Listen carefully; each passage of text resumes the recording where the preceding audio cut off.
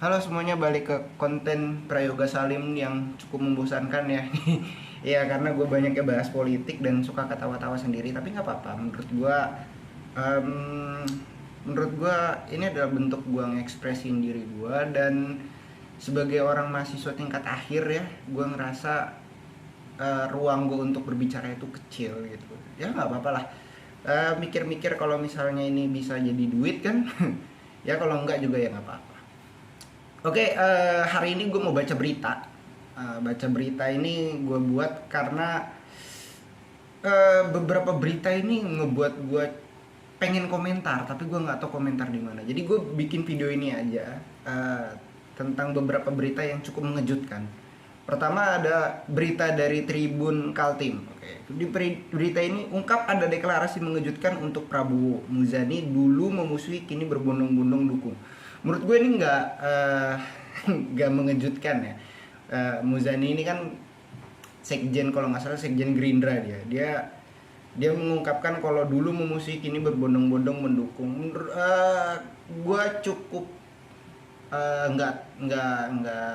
nggak merasa kaget dengan dukungan ke Pak Prabowo, karena ya gimana, Pak Prabowo itu udah nyalon berapa kali bro. Ya kan, dia dua kali nyalon presiden, 2014 dan 2019. Dan dia nyalon 2014 dan 2019. Jadi gue ngerasa dia punya basis dukungan terbesar di antara calon-calon presiden lain. Kan dua calon presiden lain kan namanya nama baru gitu, Pak Ganjar sama Pak Anies gitu kan. Mereka dua nama baru, jadi menurut gue nggak begitu mengagetkan gitu. Dan kemungkinan Pak Prabowo ini menang sangat besar lah di antara calon-calon yang lain, karena ya gue ngerasa dia itu mulainya nggak dari nol gitu, start dia nggak dari nol. Jadi eh ini over ya. Ini salah satu berita yang over. Kalau jurnalis-jurnalis itu jangan bikin berita yang over lah. Jadi kesannya kan Pak Muzani yang bikin berita ini over, padahal kan Pak Muzani juga tahu ini bakal enak nih buat menangin Pak Prabowo-nya gitu. Oke, kita lanjut. Berita selanjutnya adalah berita dari Pak Prabowo lagi. Prabowo tegaskan Jokowi tadi deklarasi Golkar PAN, ungkit Perindo. Jadi berita ini menyatakan kalau secara sederhana menyatakan kalau Jokowi itu tidak mencawe-cawe Pak Prabowo. Ya sebenarnya kita tuh juga ngerasa Pak Jokowi mencawe-cawe itu juga nggak melanggar hukum sih ya. Kalau dia itu ngecawe-cawe itu juga Pak Jokowi itu tidak benar-benar ngasih dukungan gitu ke dua calon Pak Ganjar ataupun Pak Prabowo. Karena kalau misalnya dia ngasih dukungan, dia pasti marah dong kalau namanya dipakai buat banner-banner atau buat baleho-baleho gitu kan. Kalau Pak Jokowi bilang 2024 saatnya Prabowo dan lain sebagainya, menurut gue ya itu cuman bukan mainan jurnalis politik sih. Lebih bilangnya ya itu cuman ya hal-hal biasa lah gitu. Dan menurut gue juga dengan track record Pak Jokowi dari 2014 sampai 2023 sampai hari ini gitu ya. Gue kan ahlul demo nih, sering demo. Apa yang dilakukan oleh Pak Jokowi itu sebenarnya tidak benar-benar ngebuat kita itu percaya sama Prabowo gitu. Karena ya kita lihat lah narasi-narasi yang ada di berita sekarang.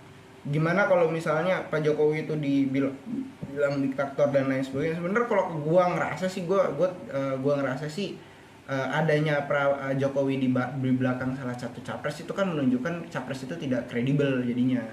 Ya sebenarnya Prabowo ini bukan ngedefend Pak Jokowi, tapi dia ngedefend dirinya sendiri. Kalau gue ini bukan orangnya Jokowi loh gitu gue ngerasanya ke sana. Tapi kalau misalnya dibilang ada pengaruh nggak sih dengan adanya Jokowi ngedukung salah satu calon, ya pasti ada, karena kan dia jadi presiden, dia jadi wali kota, dia jadi gubernur itu kan karena dukungan kelompok atau rakyat ya. Tapi kalau buat signifikan sih kayaknya enggak, soalnya kan dukungan Pak Jokowi itu kan juga terbelah ya. Yang dukungan ke dukungan ke Pak Ganjar lewat PDIP gitu kan, orang-orang dari pendukung PDIP pasti ke Ganjar semua. Tapi yang ngedukung personalia Jokowi sendiri ya who knows gitu kan, mereka kan orang-orang yang sebenarnya mungkin nggak terlihat gitu. Salah satunya PSI, PSI ngedukung banget Jokowi. Oke, terus yang berita ketiga. Oke, ini berita nggak ada hubungannya sama politik. Kita ngomongin soal biaya berita transfer PSG. Al Hilal resmi tawar Neymar. Status Kylian Mbappe belum jelas. Oke. Mungkin kita ngelihat ini ya, apa namanya itu, ngelihat banyak banget berita-berita soal perpindahan antara orang-orang klub, orang-orang dari klub besar gitu kan, orang-orang dari Liga Inggris atau Liga Eropa pindah ke Arab Saudi gitu, ataupun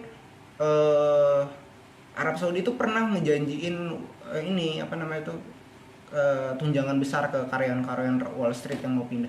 Ya wajar menurut gue. Ini kan ngebuat apa? Ini kan ngebuat ataupun proyek yang dijalankan oleh Muhammad bin Salman, Pak Putra Mahkota Arab Saudi, karena dia ngerasa ya dia nggak bisa stay terus dengan minyak dia gitu. Dia nggak bisa stay terus dengan jamaah haji dia yang dia punya jamaah haji, jamaah umroh gitu. Dia ngerasa dia nggak bisa stay dengan itu terus. Kalau dia mau ngelompat lebih tinggi lagi, ya wajar negara-negara Arab itu yang kaya akan minyak kayak ini kemarin Qatar ataupun negara-negara Uni Emirat Arab pasti kan lagi gede-gedean untuk membangun bisnis pariwisata dan lain sebagainya. Ya karena mereka nggak yakin kalau negara mereka bakal terus stay, apalagi bukan karena minyaknya habis, enggak, tapi karena memang sekarang itu lagi ada perpindahan teknologi dari teknologi yang tidak terbarukan kepada negara yang terbarukan gitu. Gimana kita lihat teknologi-teknologi seperti perusahaan mobil listrik gitu kan, itu lebih sangat-sangat digencarkan gitu. Dan negara-negara yang mendorong adanya perubahan dari energi minyak gitu jadi energi listrik untuk kendaraan itu udah sangat banyak. Bahkan Cina yang menjadi pasar terbesar di dunia saat ini itu sedang bergerak ke ke kendaraan kendaraan yang non konvensional gitu, kendaraan yang menggunakan energi terbarukan. Banyak banget perusahaan-perusahaan, bahkan kalau nggak salah dulu tuh di Cina itu sampai ada subsidi buat mobil listrik gitu kan. Nah ini kan mengganggu pasar minyak. Nah MBS itu punya visi untuk ngebangun gede-gedean bisnis-bisnis dia gitu kan. Dia ngebangun proyek-proyek mega-mega proyek untuk memastikan Arab Saudi ini bisa tetap stay ke depannya. Nah kenapa dia menarik nama-nama besar ke klub besar, ke klub-klub mereka dengan menjanjikan gaji yang luar biasa? Sebenarnya ini bukan terjadi di dia doang gitu. Sebenarnya sepak bola Cina dulu juga melakukan hal yang sama gitu kan. Dia membeli, cuman bedanya kalau sepak bola Cina dia ngebeli orang-orang yang udah mau akhir masa kuatnya gitu, masa primanya. Kalau nggak salah dulu kita pernah dengar nama Ronaldinho, itu pernah main di klub Cina kalau nggak salah. Nah itu jadi itu tuh untuk narik kan. Kalau misalnya sekarang nih misal contoh Al Hilal atau Al Nassr dan lain sebagainya, ya siapa yang mau nonton mereka gitu kan? Siapa yang mau nonton Liga Arab gitu? Ya mereka nggak bisa nonton Liga Arab, bukan karena bukan karena dia nggak mau juga, tapi karena nggak ada stasiun yang mau nayangin juga. Ya mereka stasiun-stasiun TV juga malas lah beli royalti ke Liga Arab. Ngapain beli royalti, orang juga nggak ada yang ditonton, nggak ada yang nonton. Tapi dengan perpindahan orang-orang kayak Karim Benzema, Cristiano Ronaldo sekarang mau diarahin ke Neymar juga, ya orang-orang yang nonton, orang-orang yang suka terhadap tiga tokoh ini ya bakal nonton, dan mau nggak mau pasarnya bakal bergeser gitu. Orang-orang jadi bakal nonton Liga Arab pada akhirnya gitu. Jadi ini sebenarnya punya dua efek ya, karena kan orang-orang barat ini juga males pindah ke sana. Pertama, ya walaupun gajinya gede gitu, terlepas daripada mungkin mereka ngerasa persaingannya dan lain sebagainya itu tidak membuat skill mereka meningkat dan lain sebagainya, gengsi mereka juga nggak tinggi-tinggi banget. Ada juga efek sampingnya, yaitu kebudayaannya beda gitu. Dan di Arab Saudi itu sampai sekarang itu nggak boleh orang yang tinggal serumah tapi nggak nikah gitu kan. Nah ini kan jadi perbedaan antara Western dan Eastern gitu kan. Nah bagi gua yang lebih baik sebenarnya ini adalah jadi kunci nih buat teman-teman kita yang sebagai orang Asia yang udah terbiasa dengan budaya kayak gitu. Ya kita aja yang pindah ke Arab Saudi kalau bisa, nggak usah mereka gitu kan. Kan juga kita punya skill-skill yang kompeten. Dan gak usah takut lah kalau misalnya banyak orang-orang Indonesia yang bereksodus ke negara-negara lain dan lain sebagainya. Ya mereka itu bakal, ya sekalipun mereka tereksodus kan keluarganya juga di sini gitu. Oke, keluarganya dipindahin ke sana juga gitu. Tapi apakah semuanya? Kan enggak. Kan juga masih banyak nih orang-orang yang di sini, mungkin kakeknya di sini, neneknya masih di sini, siapanya masih di sini. Dan nggak mungkin mereka itu nggak ngasih uang ke negara ini, kayak ngirim ke kakeknya atau ngirim ke bibinya gitu kan. Kan juga masih ada hal-hal seperti itu. Dan ini terjadi ke masyarakat Cina gitu. Masyarakat Cina itu kan banyak yang pindah ke Amerika, pindah ke Hong Kong sebelum sebelum Hong Kong itu menjadi negara sendiri ya. Sebelum Hong Kong itu become the part of China gitu. Bahkan ke Taiwan yang sekarang lagi ada pergolakan politik, itu juga masih melakukannya. Ataupun pindah ke negara-negara Eropa lainnya atau negara-negara seperti Korea Selatan, Jepang, dan pokoknya negara Western lainnya. Kok negara Eropa nih, maksudnya ke negara-negara sekitarnya kayak Korea Selatan, ke Jepang, ataupun negara Eropa, mungkin dia ke Inggris atau dia ke Perancis atau dia ke Jerman dan lain sebagainya gitu. Nah, ini benar-benar punya dampak loh, pernah dampak dari eksodus ini. Contohnya gimana? Contohnya itu paling dekat aja deh, paling nggak dekat-dekat amat sih. Contohnya tuh saat Battle of Shanghai aja deh, Perang Dunia Kedua, pas sebelum Perang Dunia Kedua itu kan di tahun 1938 ya. Nah itu orang-orang Cina itu yang dia tidak terdampak perang, dia lagi di luar negara Cina, dia nggak tahu ada perang di Cina. Ketika dia tahu negaranya lagi diserang habis-habisan, komunitas Cina internasional itu ngasih duit tuh ke pemerintah Cina saat itu gitu, ke tentara-tentara yang lagi perang saat itu untuk melanjutkan perang di sana gitu kan. Nah gue yakin Indonesia juga bakal begitu gitu. Misalnya kan kemarin itu ada berita bahwa ada 1.000 orang WNI yang setiap tahunnya itu pindah ke Singapura. Ya nggak apa-apa gitu. Ya kenapa kalau misalnya pindah ke Singapura, nanti juga ada waktunya dia balik lagi ke Indonesia, mungkin dia kangen dengan masakan Indonesia, dan ya perputaran uangnya kan juga balik-balik juga. Nah mungkin dampak buruknya kita jadi nggak punya nih SDM untuk ngebangun orang dan lain sebagainya, ngebangun negara ini dan lain sebagainya. Ya bagi gue jadi permasalahan itu bukan sesuatu permasalahan yang bener-bener urgent atau gimana ya, karena jumlah masyarakat kita ini memang sebanyak itu gitu. Jumlah rakyat Indonesia itu urutan keempat terbesar di dunia, ya kita nggak mungkin kekurangan orang sebenarnya. Ya contoh aja India itu banyak banget yang pindah ke Amerika Serikat. Apakah dengan serta-merta orang-orang India itu pindah ke Amerika Serikat, India jadi kekurangan orang? Kan nggak juga gitu ya. Sebenarnya itu juga harus juga jadi tamparan atau koreksi pada pemerintah juga memang. Kenapa orang-orang itu bisa pindah? Apakah di Indonesia ini kurang untuk memfasilitasi mereka dan lain sebagainya gitu kan? Ya nyatanya memang kurang, memang sangat kurang gitu. Ya kalau lu nggak punya orang dalam di Indonesia, lu nggak bakalan dilirik sama pemerintah gitu ya. Itulah yang terjadi, itulah yang ada di negeri ini gitu. Nah jadi nextnya mungkin ya udahlah, kalau misalnya pemerintah itu takut dengan adanya perpindahan, ya buatlah sistem yang baik gitu, buatlah hal-hal yang baik yang bisa ngebuat orang-orang itu mau bertahan gitu kan. Jangan nyalahin mereka. Kalau dalam sudut pandang sosial mah itu nggak ada ruginya kan. Ruginya kalau kita pakai sudut pandang pemerintah, kehilangan orang-orang terbaik gitu. Ya pasti ada dampak baiknya juga buat sosial masyarakat ya, tanpa melibatkan pemerintah gitu. Oke, kita lanjut ke berita terakhir. Oke, polemik maba UIN Raden Mas Said diminta daftar pinjol, mahasiswa protes pembekuan Dema ke rektor. Nah inilah goblok. Ini goblok. Maksud gue itu UIN itu Universitas Islam Negeri ya kan. Itu tuh instansi di bawah Kementerian Agama. Nah maksud gue kenapa masih ada yang ngebelain demanya ini kan. Ya kan kalau di badan eksekutif gue kan pernah jadi pengurus BEM ya, jadi pengurus badan eksekutif mahasiswa di kampus gue. Nah yang namanya eh, ospek kampus itu dijalankan oleh badan eksekutif. Jadi badan eksekutif membentuk panitia yang terdiri dari mahasiswa biasa dan biasanya ada pengurus BEM di kepengurusan itu untuk memanajerial kegiatan tersebut gitu. Jadi wajar kalau rektorat membekukan demanya karena demanya yang salah. Nah, ini kesalahan orang Indonesia juga. Orang Indonesia itu menganggap ketika kakinya salah, kepalanya nggak salah. Nah, salah ini. Kakinya salah itu karena kepalanya. Gitu. Jadi udah tepat membubarkan kepanitiaannya, udah tepat juga membekukan demanya karena demanya ini tidak becus.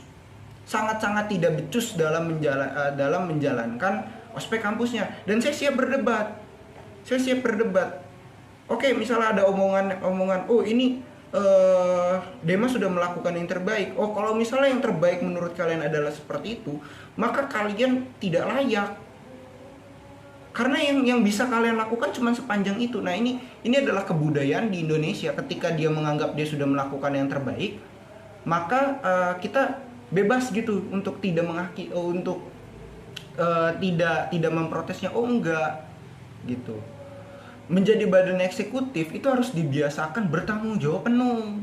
Nggak bisa badan eksekutif itu menyatakan kalau ini udah yang terbaik yang bisa kami lakukan. Nggak bisa gitu. Itu adalah yang bisa terbaik yang bisa kalian lakukan sebagai personal, bukan sebagai presiden, bukan sebagai menteri gitu. Nah, kebudayaan ini dibawa ke pemerintah pada akhirnya. Pemerintah pada akhirnya itu sangat terbiasa untuk oh yaudah ini udah yang terbaik yang bisa kita lakukan gitu. Misalnya kemiskinan cuman bisa diturunkan cuman 2% contohnya. Ini yang terbaik yang bisa kita lakukan. Gak bisa seperti itu.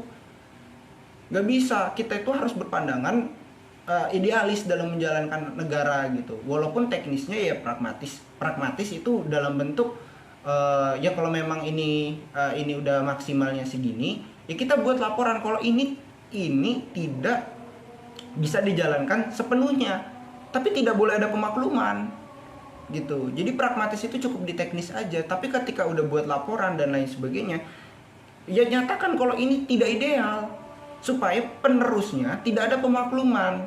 Jadi mereka dipacu terus gitu. Nah, ini terjadi di zamannya VOC.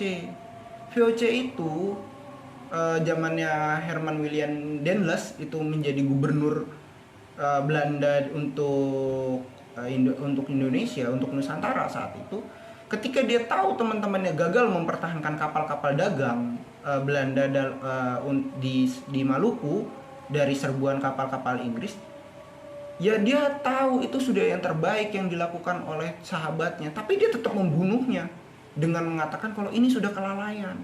Nah, kebudayaan seperti ini harus dibawa ke republik gitu. Kebudayaan untuk tidak membiarkan orang-orang bodoh berkuasa. Ya kan? Logisnya di mana? Ini ada daftar pinjol. Padahal kalau misalnya dalam skema yang baik ya, itu kan ada laporan progres setiap kali bikin acara. Ini sudah melakukan acara, berarti kan saat pra itu sudah ada progres yang harus dilaporkan. Nah, ini juga kesalahan untuk teman-teman organisasi. Mungkin teman-teman organisasi itu hanya meminta LPJ-nya ketika acara sudah selesai. No, nggak kayak gitu cara mainnya. Harusnya kita itu membuat parameter. Berapa persen acara? 20%, 40%, 60%, 80%, atau sampai 100%. Atau kalau yang sederhananya 30%, 50%, 75%, 100%. Nah, itu teknis lah gimana teman-teman untuk membacanya.